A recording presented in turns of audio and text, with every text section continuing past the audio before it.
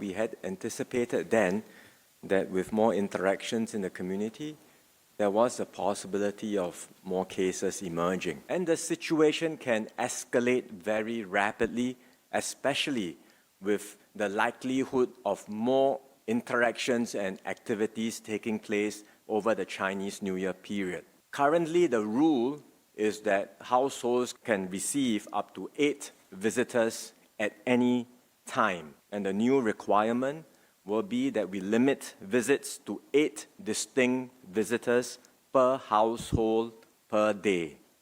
And this new requirement, this new rule will begin next Tuesday, 26th of January. But if you are going out to do visits yourself, then we would strongly encourage and advise that you limit your visits to not more than 2 other households per day. Especially during the Chinese New Year period, we would strongly encourage everyone to keep in touch with your friends virtually rather than have physical meetings. We know that dining out remains an activity that carries some risk because you are without your mask on and you are in a space with many people for some prolonged period of time. We already have rules in place. Therefore, all diners must continue to abide by these rules and keep their voices down. There should not be any singing or loud shouting or talking during a meal. During the lo hei, you have to keep your mask on and there should be no shouting of auspicious phrases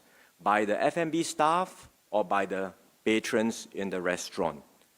Likewise, for reunion dinners, you can go out to dine together as a family in a table of 8, but there should not be any multiple table bookings.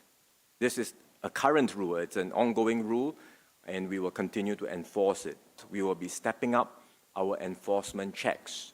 The officers will be going out to F&B outlets, to shopping malls, and to other crowded public venues.